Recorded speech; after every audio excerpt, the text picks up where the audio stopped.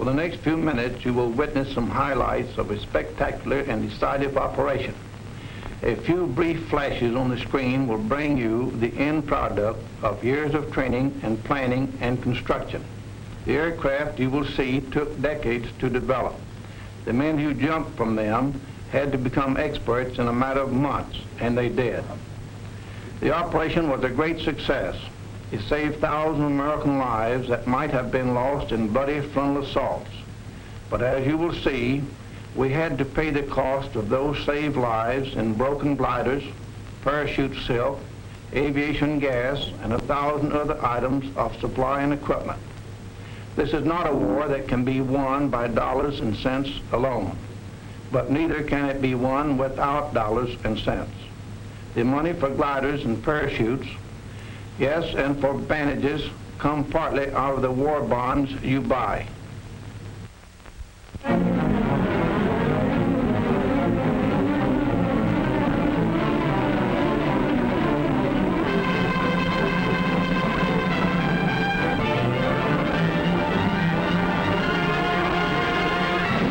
Communique number 1, June 6th, Allied headquarters. Under command of General Eisenhower, Allied naval forces supported by strong air forces began landing Allied armies on the northern coast of France. The greatest news story in 1944. D-Day, H-hour. That fateful moment for which the whole world held its breath. But in the night hours of D-Day -1, long before these first assault boats nosed onto the beach, American fighting men, troop carriers, paratroops, airborne infantry, and glidermen were already there. This picture is a small tribute to those men, living and dead, who went in before H-hour on D-Day, 5 hours ahead of the main force, to start the destruction of Fortress Europe. Their story begins in a village in England. Not the kind of village that you ever saw or read about, but a strange, unsightly place, one that had sprung up almost overnight and was known to its citizens as Shantytown. Its buildings were fashioned entirely from heavy boxes and shipping crates used in transporting thousands of gliders from the United States. It was a growing community. Every time a glider moved out of its crate, there were impatient tenants waiting to move in and set up housekeeping. Or perhaps a business establishment. And everyone in town was there for one purpose, for the day when they would join forces with the British to make the big jump. The jump that would carry them not only across the English Channel, but across an almost solid wall of steel and iron and guns and ruthless, determined men, trained for generations in the art of death and destruction. But impregnable as these defenses appeared, we had a plan to surmount them. The wall of fortifications stretched along the entire coast of Europe. Part of the plan called for our air forces to carry an army of paratroops and airborne infantry over this wall. The chiefs of staff wanted them dropped deep in German-held territory to establish defense areas and block the movement of the enemy reserves. Then they decided. The invasion spearhead was to strike in Normandy. Immediately, troops began to be dispatched to special takeoff points all over England, where they would stand by until the final word was given. Heroes in the making rode the highways of England that day, busloads of them. As to how they felt riding into their first real battle, well, we'll let one of them tell you. It was just another ride at first, taking us somewheres for another training hop, maybe. After 18 months of training, you get so you don't expect anything else. At least that's the way we paratroops figured, and I guess the glider guys felt pretty much the same. But we found out different. They took us to a sealed airport where nobody was allowed in and none of us allowed out. This didn't bother the hot-lick swingsters. We kept in shape with regular exercises and then maybe a game or two. We knew there was something cooking now, something big. And we spent any spare time we could find in reading letters from home or maybe writing one to the folks and that special girl. Invasion markings painted on every ship and glider brought the whole thing even closer to us. We'd soon be on our way. Money was passed out. The kind you can spend in France. They hadn't forgotten a thing we'd need. Neither had we. But when these were taken care of, not many of us forgot that for our kind of guys, knives and guns aren't enough.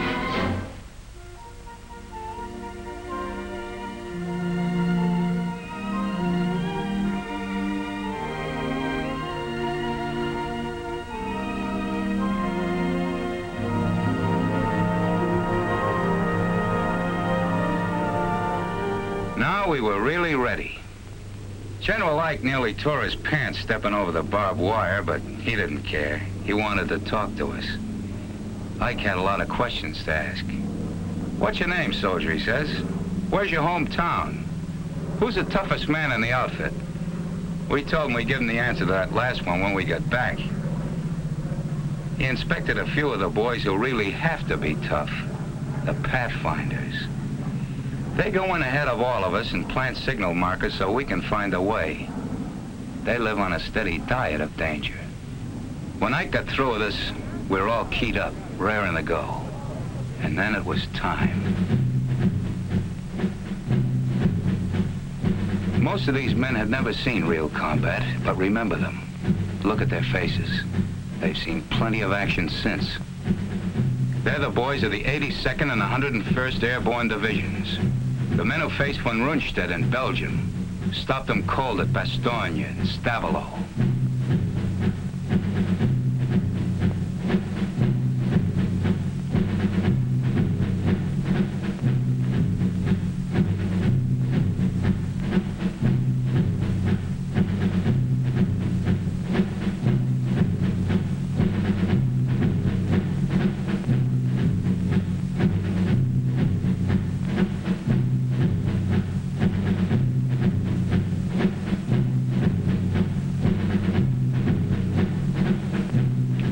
They'd given us brand new parachutes, and I remember one little guy saying he wasn't worried none about them opening because the company that made them was in his hometown, and his mother worked there in final inspection. A few of the outfits got the idea they ought to show the Germans we had Indians in America. Here they are. Indians from the Loop, from Back Bay, and the Bronx. Climbing into the ship, some of us were loaded so heavy that we had to be shoved on board by the others or we'd have never made it.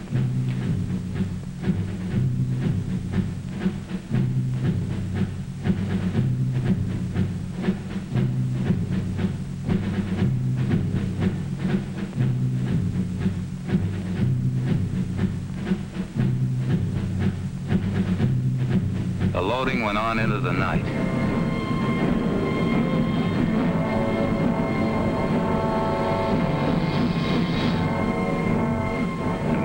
Places and ready long before takeoff time. Then we heard the roar of engines as the Pathfinder ships began hopping off.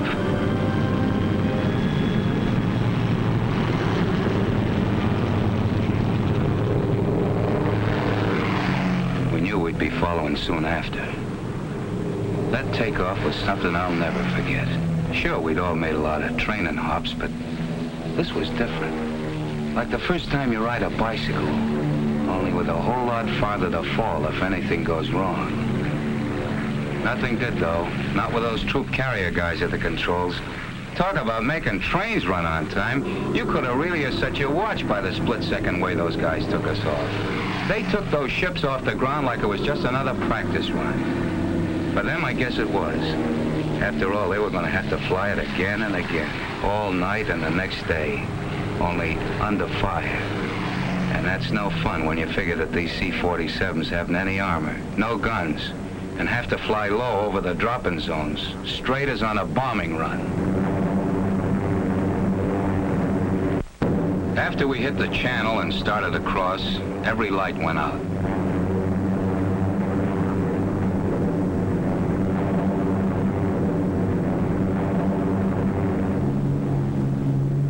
We had no idea where we were when we got the order to stand up and hook up.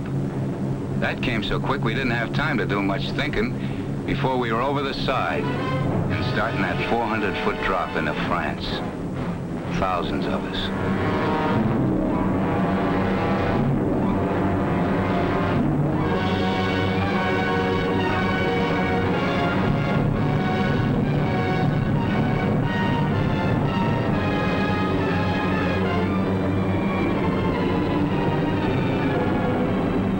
far behind came the first bunch of gliders. It seemed forever before they hit the ground. They were like clay pigeons for the German snipers. The glider pilots really had their hands full bringing those babies down in the dark that way. There were darn few signal lights to help them find their way. The Germans had caught a gun with crossfire almost from the minute they'd set down. They had to do their work lying flat on the ground. But those gliders got down. And the troops and guns inside them got into the fight. The pilots fighting right along with them. I guess we did plenty of damage that night. Yes, they did plenty of damage. Blocking road junctions, knocking out bridges, capturing fields for airstrips, and all the while, out in the channel behind them, Navy guns kept slamming away at the beaches, softening things up for the big push that would begin at dawn, clearing the way for the biggest invasion in history, the greatest movement of men and supplies.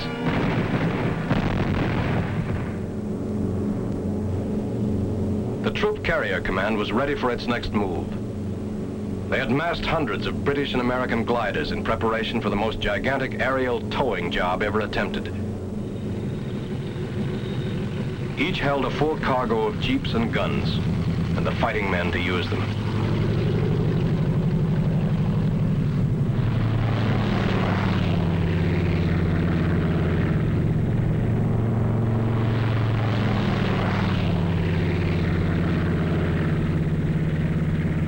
The lives and success of those who were already in France depended on the flight of this vast armada. They were greatly outnumbered and desperately needed these reinforcements. How they got them, a story of two-way air traffic and an unbroken chain of planes and gliders stretching from England to France and back again, is best told by a man who was a part of it all. Maybe we glider pilots didn't show it, but we were as excited over flying across that English Channel as Blériot must have been when he flew it for the first time, years before most of us were born. He didn't have much of an airplane under him, but then there weren't any German guns waiting for him on the other side. We did a bit of wondering about those guns as we started out over the Channel, and the lighthouses of England began slipping away beneath us. And what about the German Luftwaffe? This was its big chance. Our air forces had established air supremacy, sure. We had a regular umbrella of fighters over us. But if there was ever a time the German flyers would try anything to break through, this was that time. But we never saw a German plane. Approaching the French coast, the ack-ack and gunfire seemed harmless and far away. For those who were right in it, it was different.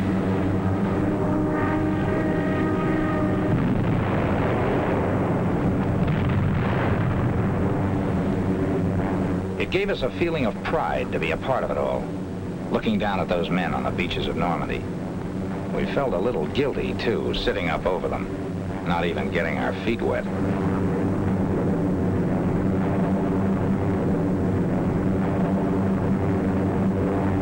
The Germans flooded entire areas to slow us up if a beachhead was established. We kept watching for those who had gone in during the night, but we only saw their parachutes.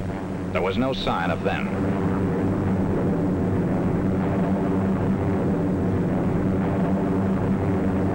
The first glider. We'd find out pretty soon what had happened.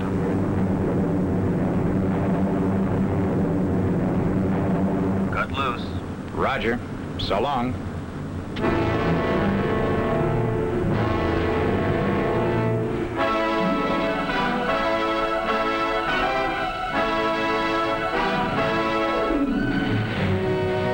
We stretched our glides as much as possible. That way, we ended up near the edge of the fields where we could run for cover as soon as we got out. Not everybody came down exactly where they wanted to. One glider went right into a German field headquarters. And what was that I said about not getting our feet wet? This bunch was lucky. The Germans were under control in this section. But more than one tow ship and glider made its last flight that day. Guns didn't do all the damage. 15-foot poles driven into the ground ripped off wings and smashed through fuselages. The men who stepped out of this glider will never know if their first mission was successful. But it was plenty. Yes, their mission had been successful. But this down payment on freedom ran very high.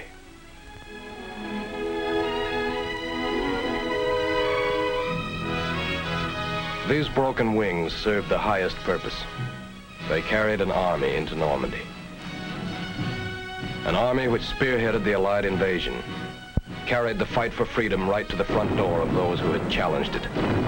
A ring of steel and iron and guns and determined free men was closing in. Months and miles of battle lay ahead, but D-Day -1 was the beginning.